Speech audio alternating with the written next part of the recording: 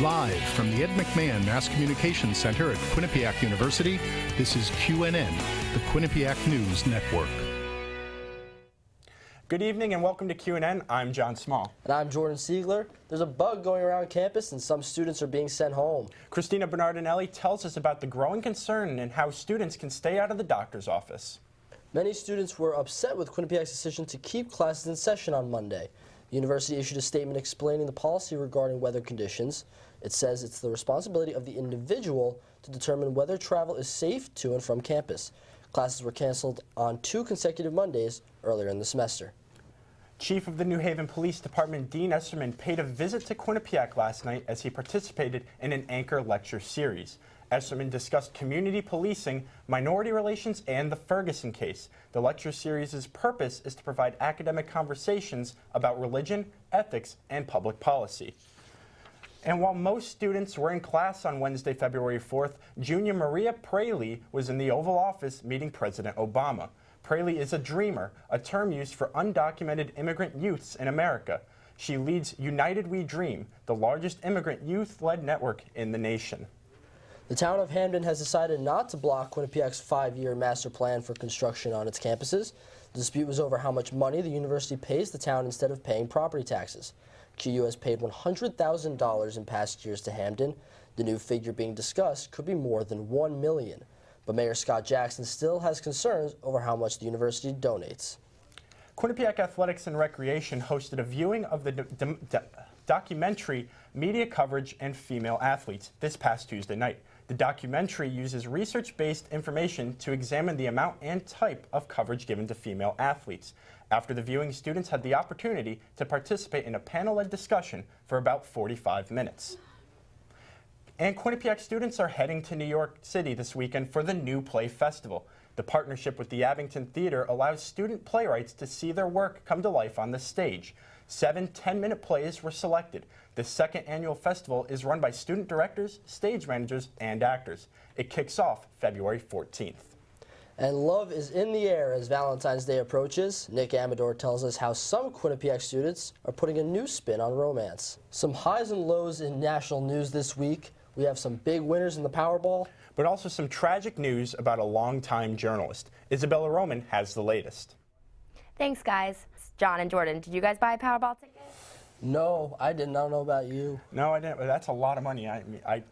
I could do a lot with that money. Yeah, I honestly don't even know what I would do with that money. But for now, we're still anchoring. So coming up on QNN, a new bill has been proposed that isn't so sweet. Plus, Olivia O'Farrell will be in studio to give us the latest health news. We'll be right back.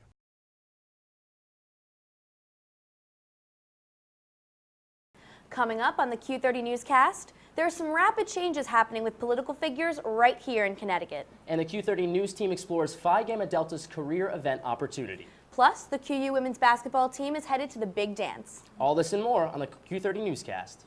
This is the Q30 News Nightcast.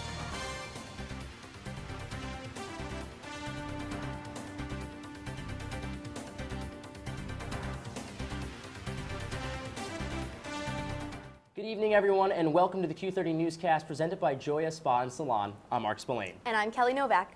New this week, Hamden Mayor Scott Jackson is resigning next month to assume a new role within the state. Taylor Popolars is here with the new details. Thanks, guys. Scott Jackson has become well known both locally and nationally as mayor of Hamden for the past 6 years. He assumed the position back in 2009 and has since been re-elected twice, becoming Hamden's longest-serving mayor. Connecticut Governor Dan Malloy announced this past Tuesday he is appointing Jackson to be the new Undersecretary for Intergovernmental Policy. Jackson will resign from his role as mayor on April 16th. So, Taylor, how is this new position an upgrade or a promotion for Jackson? Well, the Undersecretary role is a statewide position that serves within the Office of Policy Management. So rather than solely working for the town of Hamden, Jackson will be serving the entire state of Connecticut. And what exactly does an Undersecretary for Intergovernmental Policy do?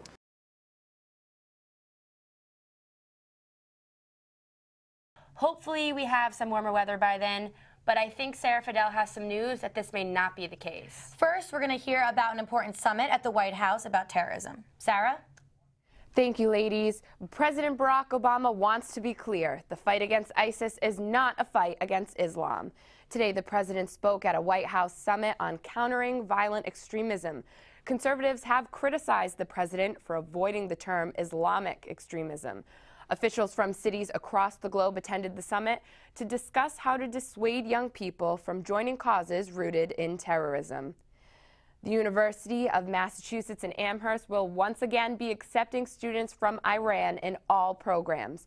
The university has lifted the ban that caused controversy on the campus and online, preventing Iranian students from entering engineering and natural science programs.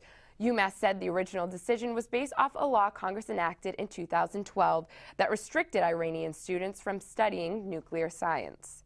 Quinnipiac students aren't the only ones struggling with this extreme weather. Take a look at this. To New Englanders, it may seem like just a coating of ice and snow, but highways in Alabama had to be shut down.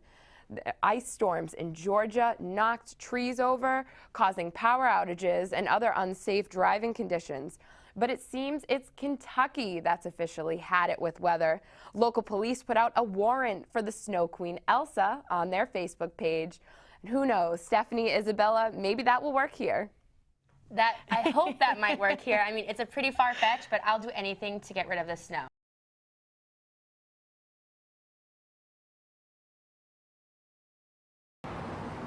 I have seen Napoleon's artifacts and work with them, Abraham Lincoln's, all pales in comparison to what you're going to see today. I find this hard to believe, really. Believe it or not, I had some students say, is that real? I think it's real, yeah. I'm not sure what happened to it. A new exhibit unveiled at the P.T. Barnum Museum in Bridgeport has some patrons looking closely at their calendars. Today is April Fool's, and it could be a phony. I didn't know if it was an April Fool's joke at first or what.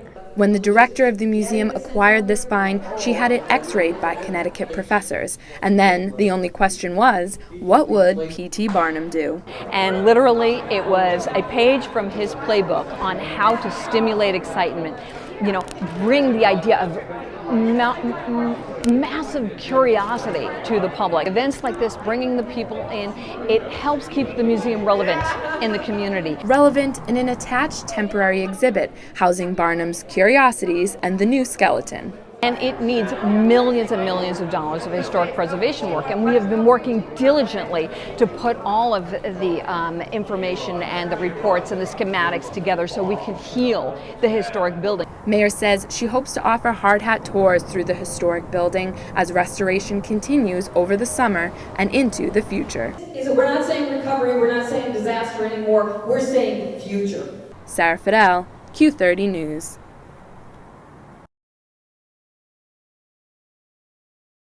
It's a decision making national headlines and eliciting responses like this from some groups on campus. Residential fraternities at Wesleyan University must now go co-ed. I don't know that the implications of the decision has really been thought through. Implications being the loss of national charter for Delta Kappa Epsilon at Wesleyan. If the mandate of full membership in the fraternity holds, then DEAC will no longer be DEAC because they will lose their national affiliation. The president and CEO of the North American Interfraternity Conference also disagrees with Wesleyan's decision. In an email, he responded to the situation, stating, "The institution is inhibiting fundamental principles of freedom of expression and freedom of association upon which our country is premised and upon which it functions." Fraternities at Wesleyan are no strangers to making negative headlines. One woman called the Beta Theta Pi House at Wesleyan a rape factory and filed a lawsuit against the university in 2013 for failing to protect her from assault. A girl fell out of a window of that same house earlier in September of 2014. Students have been banned from living there. So if it's not coeducation and it's not housing, what is the solution to sexual assault problems facing fraternities? At the end of the day, bad things can happen everywhere. It's about making sure we're, one, picking the right members in our organizations, two, making sure those members are educated, and three, revisiting that all the time. For Delta Kappa Epsilon, with an order for coeducation, but a tradition that discourages it, it's all about raising public awareness and exploring its options. We're certainly consulting with lawyers, see what recourse we might have. We're hoping that it doesn't come to that, but if we're fighting for our survival as we think we are, then all the options are on the table. Sarah Faidell, Q30 News.